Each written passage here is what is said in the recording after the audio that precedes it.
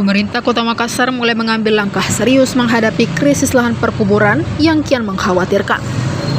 Wali Kota Makassar Munafri Arifudin atau API meninjau langsung lahan alternatif yang berpotensi dijadikan lokasi perkuburan baru bagi warga Makassar di Desa Benteng Gajah, Kecamatan Tompo Bulu, Kabupaten Maros, Minggu 16 November.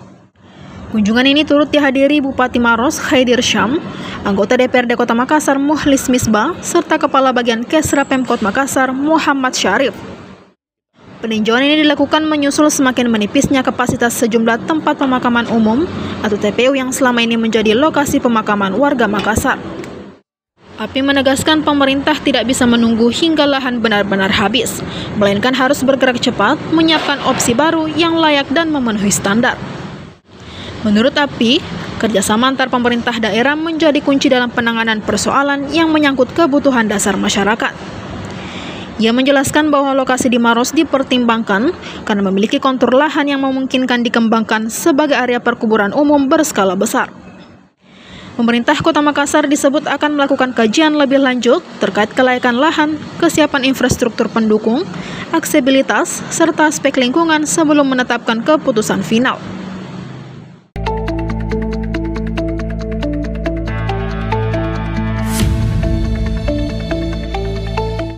Ribuan warga memadati lapangan Merdeka Kabupaten Bone pada puncak perayaan hari ulang tahun atau HUT ke-61 Partai Golkar yang digelar Dewan Pimpinan Daerah atau DPD 1 Partai Golkar Sulawesi Selatan pada Minggu 16 November. Jalan Sehat Akbar yang menghadirkan hadiah besar mulai dari paket umrah hingga sepeda motor menjadi magnet bagi masyarakat sekaligus mempertegas soliditas Golkar di daerah tersebut. Ketua DPD 1 Golkar Sulsel, Taufan Pawe atau TP, bersama Wakil Ketua Komisi 4 DPR Republik Indonesia Nurdin Halid, melepas langsung ribuan peserta yang terdiri dari kader, pengurus DPD Kabupaten atau Kota Sesulsel, anggota fraksi, serta masyarakat umum. Antusiasme warga menggambarkan kuatnya akar Golkar dalam kehidupan sosial dan politik masyarakat Sulawesi Selatan. Taufan Pawe menekankan adanya perubahan paradigma besar dalam tubuh Partai Golkar di bawah kepemimpinan Ketua Umum Bahlil Lahadalia. Jika sebelumnya Golkar mengusung slogan lama, suara Golkar adalah suara rakyat, kini arah partai ditegaskan berubah. TP menegaskan bahwa tema HUT ke-61 Golkar Solid, Indonesia Maju, mencerminkan komitmen Golkar untuk bekerja dan hadir lebih dekat dengan rakyat. Ia bahkan menginstruksikan secara tegas seluruh anggota fraksi Golkar, khususnya di Kabupaten Bone, agar mengawal penuh seluruh kebijakan pemerintah daerah.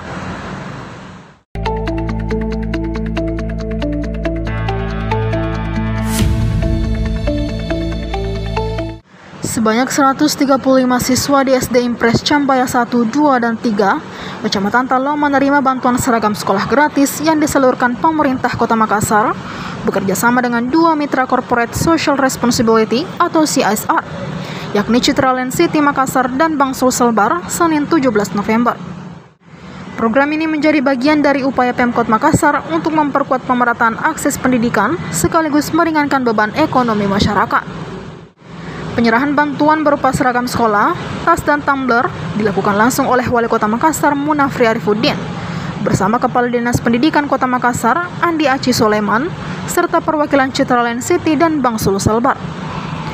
Kehadiran para pemangku kepentingan ini sekaligus menegaskan arah kebijakan Pemkot Makassar yang mendorong kolaborasi lintas sektor dalam mendukung pendidikan dasar. Wali Kota Makassar Munafri Arifudin atau API menyampaikan apresiasi atas kontribusi dua mitra CSR dan menegaskan bahwa kerjasama ini bukan sekedar kegiatan seremonial, tetapi bentuk nyata kepedulian terhadap masa depan anak-anak Makassar. API menilai sinergi pemerintah dan pihak swasta sangat diperlukan dalam menciptakan ekosistem pendidikan yang kuat. Baginya pendidikan tidak boleh hanya dipandang sebagai urusan pemerintah semata.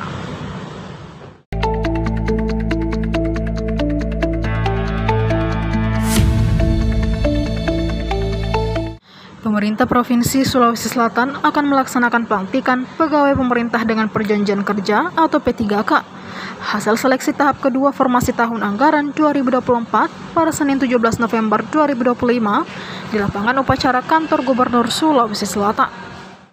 Sebanyak 2.626 P3K tahap 2 dan 1.421 P3K per waktu akan resmi dilantik, sehingga total peserta pengangkatan mencapai 4.047 orang.